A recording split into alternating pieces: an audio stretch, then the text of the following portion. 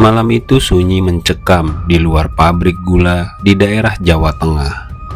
Hanya suara jangkrik dan desiran angin yang menerpa pepohonan tebu di sekeliling pabrik tua itu.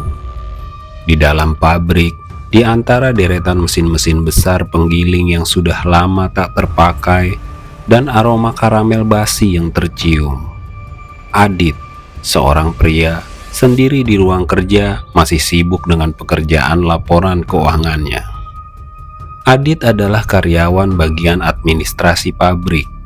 Ia terpaksa lembur karena dikejar waktu yang semakin dekat. Teman-teman kerjanya sudah lama pulang, 4 jam yang lalu, meninggalkan Adit seorang diri di bangunan besar yang terkenal angker tersebut.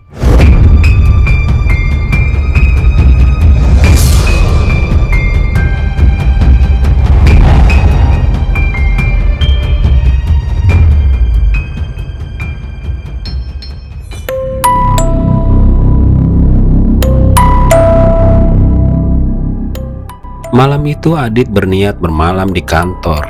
Tanggung jawab yang besar dan profesionalisme menuntut ia bekerja lebih. Konon pabrik ini sudah berdiri sejak zaman penjajahan Belanda. Dengan arsitek berciri bangunan Eropa yang khas terlihat dari jauh seperti benteng pertahanan. Di balik kemegahan dan keindahannya, banyak kisah tragis yang terjadi di dalam sejak awal pembangunannya. Cerita tentang pekerja yang tewas karena kecelakaan mesin seringkali menjadi bahan perbincangan di kalangan karyawan. Adit baru 1 tahun bekerja di pabrik itu. Ia sendiri awalnya tidak terlalu percaya dengan cerita-cerita mistis itu. Ia lebih suka logika dan penjelasan rasionalnya. Malam ini adalah malam pertama Adit menginap di ruang kerjanya. Jam sudah menunjukkan pukul 10 malam. Pak Darto, seorang security yang berjaga malam, patroli ke setiap ruangan pabrik, hingga sampai ke ruangan di mana Adit sedang sibuk bekerja. Pak Darto menyapa Adit dengan ramah, berbincang lama sambil meminum kopi dan memakan roti bakar yang Adit sudah siapkan. Telah 20 menit Pak Darto menemani Adit. Akhirnya ia melanjutkan patrolinya, meninggalkan Adit sendiri di ruangannya. Semua lampu ruangan di sekitar Adit dimatikan, hanya menyisakan satu cahaya terang di ruang di mana Adit sedang bekerja. Ketika Adit merasa ingin buang air kecil, ia lalu melangkah menuju toilet yang berada di ujung lorong tempat ia bekerja. Jalan lorong kecil menuju toilet diapit oleh lemari-lemari arsip yang berjejer panjang hingga tikungan belakang arah toilet. Sesampainya di pintu masuk toilet, Adit mendengar suara aneh dari arah gudang penyimpanan yang gelap gulita. Gudang tersebut berada di sisi toilet. Suara tersebut terdengar samar, seperti suara gesekan tumpukan kardus. Namun ia berusaha mengabaikannya. Ketika ia membuka pintu utama toilet, terdengar suara flush toilet duduk dan suara derit pintu yang tertutup.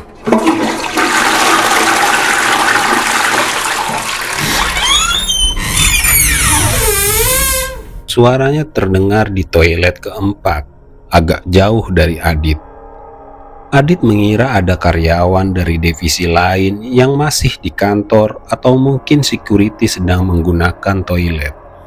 Adit lalu masuk ke toilet pertama untuk membuang hajatnya. Adit memasang pendengarannya dengan cermat, mengamati siapa yang berada di toilet tersebut. Hingga Adit selesai, tidak terdengar suara apapun lagi. "Halo?" panggilnya ragu-ragu.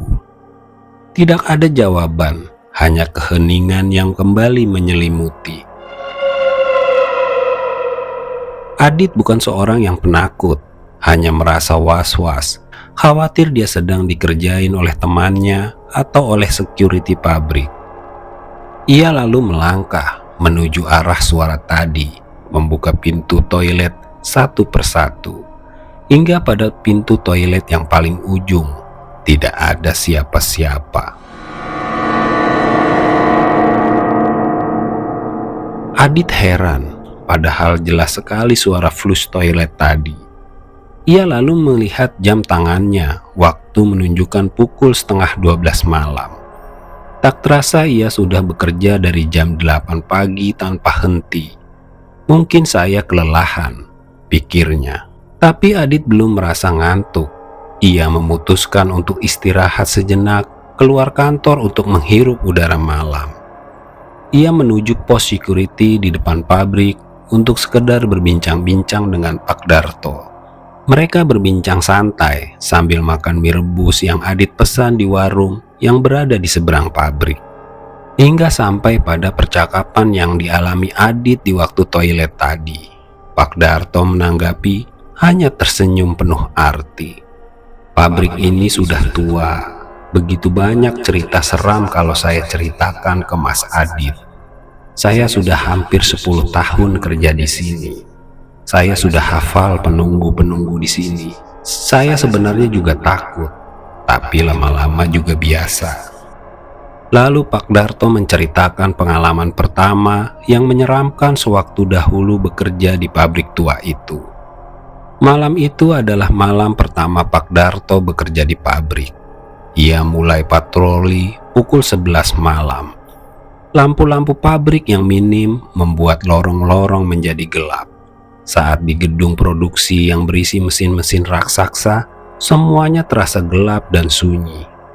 Suara angin yang berhembus melalui atap seng berkarat terdengar menakutkan. Saat melewati gudang yang berisi mesin-mesin rusak tidak terpakai, Pak Darto mendengar suara seperti rantai yang diseret perlahan di atas lantai beton.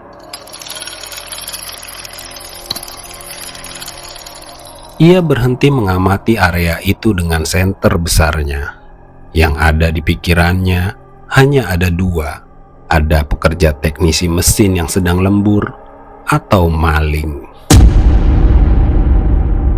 Suara itu terdengar lagi, kini lebih jelas. Kini suara itu seperti suara pukulan besi dan suara kunci pas yang jatuh ke lantai. Pak Darto memutuskan masuk ke dalam gudang itu. Ia melangkah lebih jauh, menyoroti sinar lampu senter ke semua sisi. Tidak ada siapa-siapa, mungkin tikus pikirnya. Lalu ia melangkah menuju pintu keluar. Saat beberapa langkah ia berjalan, suara besi terjatuh terdengar lagi. Suaranya dari sudut gudang di belakang mesin produksi besar yang sudah usang. Ia yakin ada sesuatu di balik mesin raksasa itu. Pak Darto menghampiri sumber suara itu, terus melangkah hingga ke arah belakang mesin. Saat ia menyoroti lampu senter ke sudut ruang belakang mesin, alangkah terkejutnya ia. Ada sepasang kaki berdiri menggunakan sepatu pantofel hitam. "Siapa di sana?" Suara Pak Darto sedikit keras. Sosok itu tidak bersuara saat lampu senter diarahkan perlahan ke atas, berharap dapat menangkap wajah kaki tersebut. Kini jantungnya berdegup lebih kencang. Dia melihat dirinya sendiri berdiri kaku ke arahnya tanpa ekspresi menatapnya.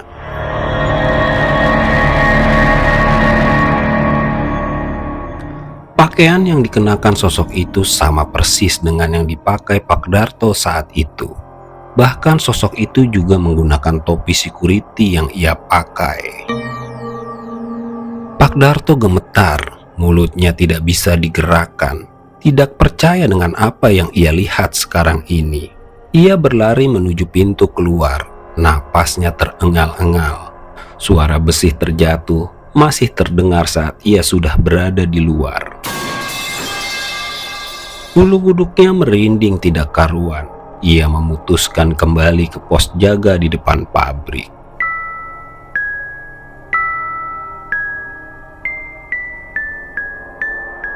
Ada juga kisah seram yang tak terlupakan oleh security setengah baya tersebut. Sore itu sekitar jam 5:30 sore, ketika semua karyawan pabrik sudah pulang, tiba-tiba suara radio HT Pak Darto berbunyi. Rupanya suara teman security-nya yang berada di radio HT-nya menyuruh Pak Darto untuk datang ke bangunan pengepul tebu yang berada di belakang pabrik, bersebelahan dengan ladang tebu yang luas. Suara temannya di radio HT Pak Darto meminta tolong bantuan menutup gerbang belakang yang memang gerbang tersebut sedikit macet saat ditutup. Pabrik tersebut memang cukup luas, butuh 5 menit menuju ke sana. Pak Darto lalu menyusuri jalan ke belakang pabrik untuk menemui temannya hingga belokan bangunan terakhir. Dari jauh terlihat bahwa gerbang belakang tersebut sudah tertutup rapat. Pak Darto heran, lalu ia memastikan gerbang tersebut. Gerbang besar itu sudah terkunci dengan gembok yang besar. Aneh, pikirnya. Lalu ia mencoba memanggil temannya yang ada di radio HT genggamnya. Tidak ada jawaban. Ia memutuskan kembali untuk menuju pos awal. Tiba-tiba buah sawo jatuh tepat di depannya. Ketika ia melihat ke atas ke arah pohon sawo yang berada di luar gerbang, ia kaget bukan kepalang. Sosok wanita berambut panjang menjuntai hingga ke bawah. Kedua matanya besar, sedikit keluar, mengeluarkan cahaya merah. Seluruh kulitnya berwarna kehijau-hijauan basah seperti keringat. Pak Darto terus memperhatikan bentuk sosok tersebut. Yang membuat Pak Darto semakin ketakutan. Payudara sosok itu panjang hingga sebatas pinggul. Dan sosok wanita menyeramkan itu telanjang bulat. Pak Darto mengenali sosok tersebut, Kolong Wewe.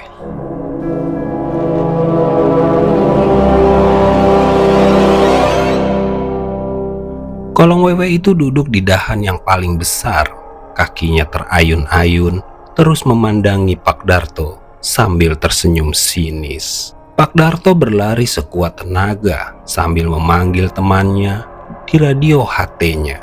Pak Darto 2 kali terjatuh dalam pelariannya menuju pos utama di depan pabrik. Tak lama suara adzan berkumandang.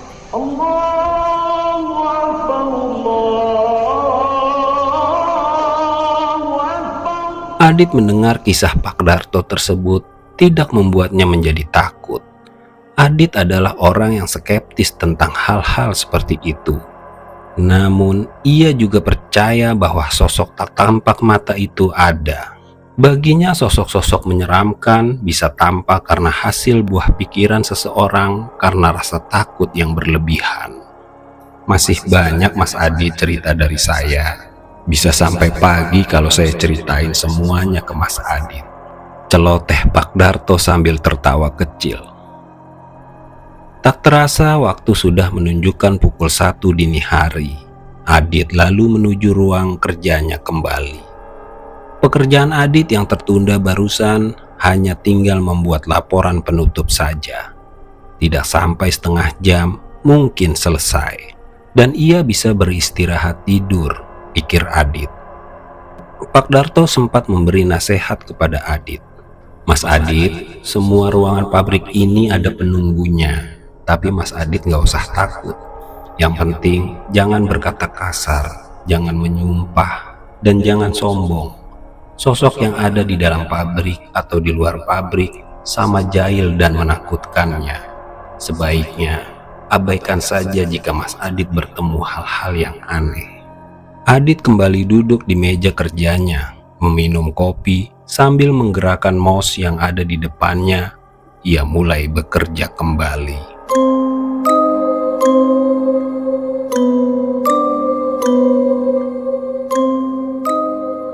Tak lama ia mendengar suara nafas berat dari luar pintu.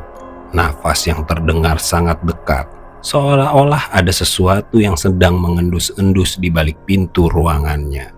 Otak rasionalnya bekerja. Mungkin ada seekor kucing sedang menggosok-gosokkan badannya di balik pintu. Atau mungkin ada sesuatu yang tergantung di balik pintu dan tertiup angin. Tapi suara nafas itu begitu nyata. Kali ini dibarengi oleh suara seperti cakaran kuku di daun pintu. Adit penasaran. Ia berdiri perlahan menuju pintu ruang kerjanya. Dengan tangan yang sedikit gemetar, Adit mencoba membuka pintu. Kosong. Tidak ada apapun yang mencurigakan. Di depan pintunya hanya ada galon air minum. Ia lalu kembali ke pekerjaannya. Di komputer mejanya yang hanya tinggal beberapa sentuhan, maka selesai sudah laporan keuangannya. Kembali terdengar suara di balik pintu. Kali ini suara itu seperti seseorang yang berjalan melewati pintu ruang kerja Adit. Jelas sekali suara hentakan kaki orang berjalan menggunakan sepatu. Adit mengabaikannya, tapi suara itu datang lagi dari arah yang berlawanan. Adit meraih gagang telepon kantor yang ada di mejanya. Ia mencoba menekan nomor keamanan, meminta Pak Darto untuk melihat layar CCTV yang ada di pos jaga. Siapa gerangan yang berjalan mondar-mandir di ruang kerjanya itu? Pak Darto lalu mencermati seluruh ruang pabrik di layar CCTV yang berada di pos jaga, memperhatikan lorong yang menuju ke ruangan di mana Adit sedang bekerja. Tidak ada siapapun. Lalu Pak Darto mencoba mengatur waktu CCTV, mengulang 5 menit yang lalu. Tapi hanya ada lorong kosong, tidak ada apa-apa. Pak Darto lalu melihat monitor kamera di ruang Adit bekerja. Bulu kuduknya tiba-tiba berdiri, tak percaya dengan apa yang dilihatnya. Ada sosok putih tinggi besar berdiri tepat di belakang Adit. Ia memperbesar gambar di layar monitornya. Kini sosok itu terlihat lebih jelas. Pocong.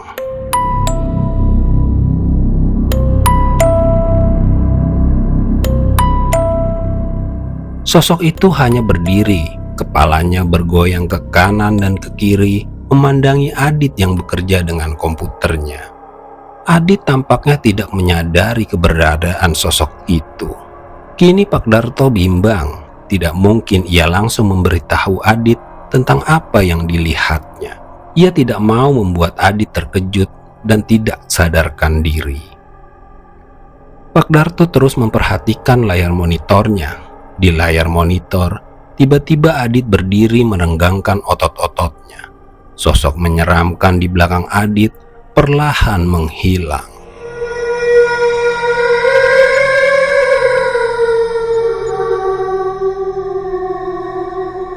Kini Pak Darto merasa lega, atau paling tidak terjadi apa-apa dengan Adit. Sepertinya Adit telah selesai dengan pekerjaannya. Pak Darto lalu menelepon Adit, menyuruh Adit untuk segera beristirahat tidur di pos jaga bersamanya. Ia tidak menyarankan Adit tidur sendiri di ruang kerjanya. Namun, Adit yang skeptis itu menolak secara halus.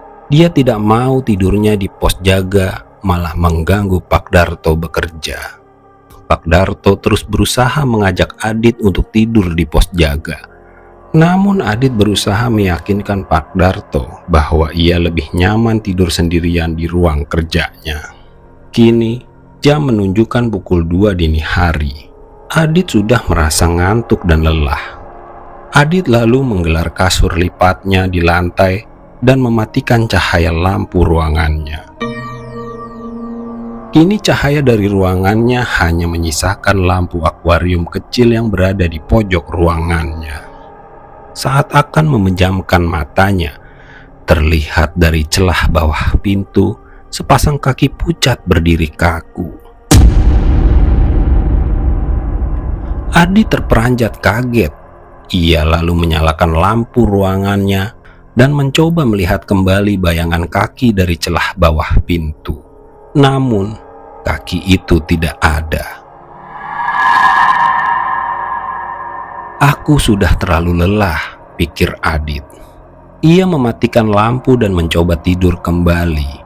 Belum pulas Adit tertidur, ia merasa kasur lipatnya terasa sempit. Tas ransel sepertinya terlalu menghimpit, pikirnya. Sambil memejamkan mata dengan malas, Adit menggerakkan punggungnya, mendorong tas ranselnya. Tapi ia merasa tasnya terlalu berat. Saat membalikkan tubuhnya dan membuka mata, jantungnya terhentak dengan cepat. Sosok pocong berada di sebelahnya, memandang Adit dengan melotot.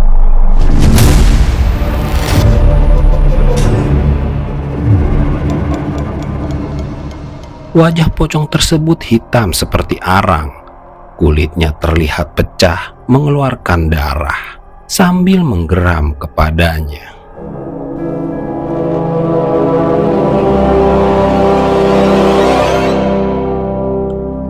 Adit berteriak dan berlari keluar ruang kerjanya. Namun, teriakan tersebut seakan sia-sia. Tidak ada orang yang mendengar di dalam pabrik yang besar tersebut. Di pos jaga di depan pabrik, Pak Darto sedang asik menonton pertandingan sepak bola di televisi kecilnya. Tiba-tiba, ia dikejutkan dengan suara gedoran dari pintu posnya. Di kaca pintu pos, terlihat wajah Adit pucat berkeringat. Terlihat jelas ketegangan di wajahnya. Pandangannya kosong, nafasnya tidak teratur. Adit diam membeku, berlutut di luar pos, memandangi Pak Darto dalam-dalam. Ia tidak bisa berkata-kata. Pak Darto menghadapi dengan tenang. Ia tahu telah terjadi sesuatu dengannya. Pak Darto lalu membopong Adit ke kursi kerjanya, memberinya minum dan bertanya, "Mas Adit lihat apa?"